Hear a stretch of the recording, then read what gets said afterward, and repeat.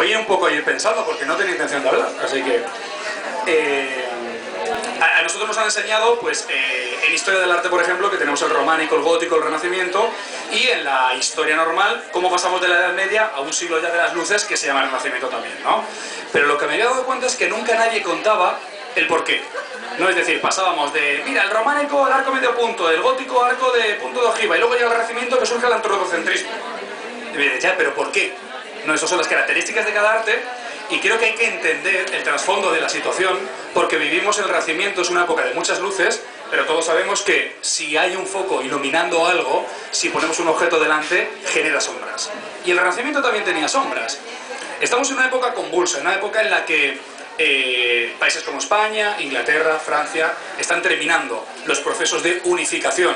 En España los Reyes Católicos, en Francia los Valois, en Inglaterra los Tudor, pero sin embargo los estados italianos tardarían 300 años más en unificarse. Es una situación un poco convulsa para entender por qué surge el Renacimiento en los estados italianos y por qué surgen en Florencia. Porque surgen en Florencia. ¿Por qué surgen en Florencia?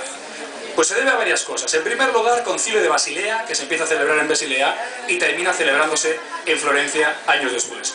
Esto significa que escritores, pensadores y textos antes prohibidos que no habían llegado a Europa llegan a Florencia por culpa o gracias a ese concilio. Eso significa que se empieza a leer a Platón. En ese momento, el único filósofo aprobado por la Iglesia Católica era Aristóteles. Ficino traduce a Platón y la gente empieza a leer a Platón. De ahí la vuelta al helenismo, la vuelta al antropocentrismo y de ahí el surgimiento del amor platónico, por ejemplo, en el Renacimiento. Los Medici abren las primeras bibliotecas públicas. Eso significa que todo el mundo tiene acceso a la lectura.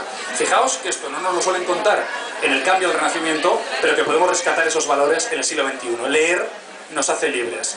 1492, porque la gente dice, bueno, es que el Renacimiento, Carlos V, Sacro Imperio Germánico, saco de Roma, pero lo que cambia la historia para siempre, sobre todo en una época dominada por la religión, justo post-cruzadas, es 1492. Cristóforo Colombo descubre América. Rutas económicas, exploración, sí, todo eso, etcétera, etcétera, etcétera. Pero lo importante que sucede en esa fecha es que se descubren razas, flora y fauna que no aparecen en la Biblia. Y eso provoca un cisma. A partir de ahí llega el cisma de la religión católica, Martín Lutero, 95 tesis. En todo este embrollo está la Santa Trinidad. La religión ya la tiene, el arte también. Leonardo da Vinci, Michelangelo Buonarroti y Rafael Sanzio. Empecé con Leonardo y continúo con Miguel Ángel y terminaré con Rafael. ¿Por qué estos dos autores? Yo hablo hasta que alguien me corte, porque yo aquí puedo estar... Bueno, fijaos. Quise empezar con Leonardo y con Miguel Ángel porque son dos claros exponentes de los dos tipos de inteligencia que todos tenemos. Inteligencia expansiva e inteligencia concentrada. Son dos maneras muy diferentes de pensar, son dos maneras muy diferentes de hacer las cosas, pero que las dos son válidas. Una no es mejor que la otra, simplemente son diferentes. Y lógicamente Leonardo da Vinci y Michelangelo Buonarroti eran exponentes de ese tipo de mentalidad. En el caso de Leonardo, inteligencia expansiva, en el caso de Michelangelo, inteligencia concentrada. ¿Hablo deprisa? Bien. Como alguien diga así, yo le diré que escucha despacio, ¿eh? ¿Qué es la inteligencia expansiva y qué es la inteligencia concentrada? Fijaos, Leonardo da Vinci sabía mucho de muchas cosas, era un polímata, una persona multidisciplinar. Pero lo que buscaba era elementos que se sincronizasen entre un conocimiento y otro. Por ejemplo, estudiaba los movimientos del agua para poder pintar mejor el pelo de las personas. Es decir, asociaba los movimientos ondulatorios de las olas con los movimientos ondulatorios del pelo de las personas. Estudió durante 20 años a los pájaros porque pensaba que el hombre podría llegar a volar. A los 20 años se dio cuenta de que el hombre no podía volar porque no tenía la fuerza motriz necesaria para poder aletear. Pero sí que descubrió que si en vez de los pájaros estudiaba a los murciélagos, el hombre podría planear. De ahí surgió el ala delta. El ala delta que sí que funcionó en 1491 en el monte Cecchiri, en la colina de Fiesole. O por ejemplo, estudiaba la anatomía de los animales para poder diferenciarla más de las personas. En el caso de Michelangelo, porque el libro va sobre Miguel Ángel, era el claro ejemplo de la inteligencia concentrada, es decir, lejos de buscar la sincronía entre esos conocimientos, lo que buscaba era un elemento común para todos para llegar a un único objetivo. Ya sabemos que Miguel Ángel era arquitecto, escultor, pintor y poeta, entre otras cosas. Pero lo que buscaba siempre en todo era la fuerza, la fortaleza, el vigor en toda su obra. Qué pena no tener, que no me hubiesen contado que tenía que rajar, porque hubiese traído un portátil y os hubiese puesto una pantalla y os hubiese enseñado un montón de obras de arte de Miguel Ángel. Pero si yo os digo el David, sabéis cuál es el David, ¿no? Bien. Galería de la Academia, Florencia, donde debería estar la réplica que está ahora en la Piazza de la Signoria, ¿no? Miguel Ángel pasa a la historia porque lo que hace es cambiar el cómo. Hasta entonces, tanto en el Renacimiento como anteriormente, se habían preocupado del qué. ¿Qué va a hacer el artista? ¿Dónde va a colocarlo? ¿Quién lo va a pagar? Miguel Ángel es el primero que dice, ¿cómo se cuentan las cosas? Pues vamos a cambiarlas. Hasta Miguel Ángel, en el tema de la representación del David, lo que podemos encontrar es siempre un joven, imberbe, espada en mano y cabeza de Goliat bajo sus pies. Es decir, un David joven, victorioso. Podéis encontrar algunos ejemplos, luego si vais a casa y no queréis ver el fútbol, entréis en la Wikipedia y busquéis el David de Donatello o el David de Altera del Verrocchio, por ejemplo. Las figuras siempre son las mismas. Es decir, un chaval joven, con una pierna encima de la cabeza del Goliat, con la espada. Porque Goliat no murió con la piedra, murió porque le cortaron la cabeza. La piedra le dejó catacroque. Llega Miguel Ángel y decide cambiar cómo se cuentan las cosas. ¿Y qué hace? Decide representar por primera vez en la historia al David antes de enfrentarse a Goliat. Es decir, el momento en que David tiene que tomar una decisión, enfrentarse a Goliat o dejar que perezca a su pueblo. Y esa es la figura que nos podemos encontrar en la Galería de la Academia. Ese momento de fuerza psicológica de hacer frente al destino. Pero por ahí podemos encontrar un montón de cosas.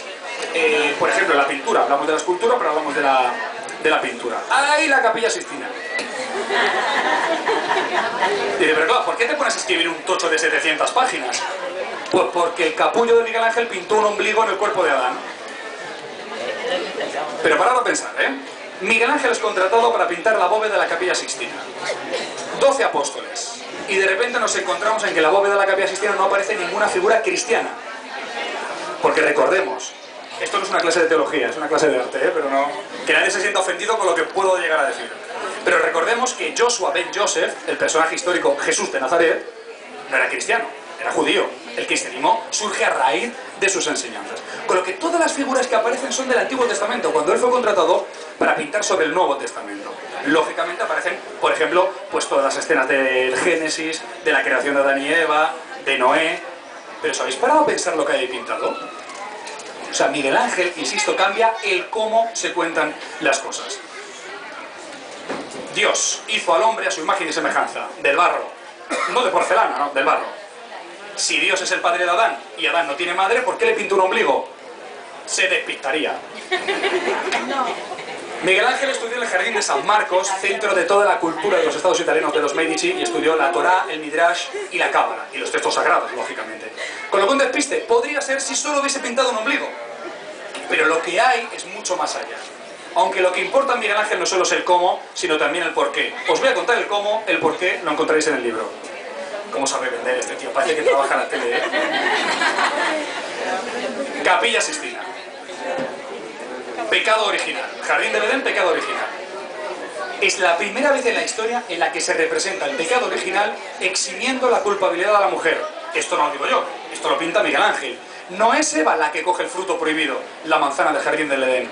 Qué pena que no lo podéis ver, pero luego lo podéis ver en él. O quien tenga el libro lo puede ver en las guardas esas maravillosas. Es Adán el que coge el fruto prohibido, que por cierto no es una manzana. La palabra manzana no aparece en toda la Biblia, que lo sepáis. Es Eva la que es engañada por la serpiente, pero es Adán el que coge el fruto. Vamos más lejos. La creación de Eva. Eva no nace en la Capilla Sixtina de una costilla de Adán. Nace de al lado de Adán, con lo que está otorgándole un lugar preferente, es decir, sois iguales los dos. Por no ir un poquito más lejos, por ejemplo, en el diluvio universal con Noé, lo que puede... ¿Me cae el helado? Ah, vale. Lo que vamos a encontrar es una historia bastante diferente a lo que nos han contado. Noé coge a su familia, una pareja de cada raza de animal, se salvan en el diluvio universal. En el diluvio universal de Miguel Ángel aparecen un montón de personas que se salvan. No todos eran familia de Noé. Y los que se salvan llevan unos colores. Los que van a perecer llevan otros colores. ¿Qué colores llevan aquellas personas que están a punto de perecer en esa pintura? Los colores del escudo de Roma. Por lo tanto, ¿estamos hablando del mejor artista de la historia del arte? Sí. ¿Estamos hablando del mayor atentado contra la religión católica?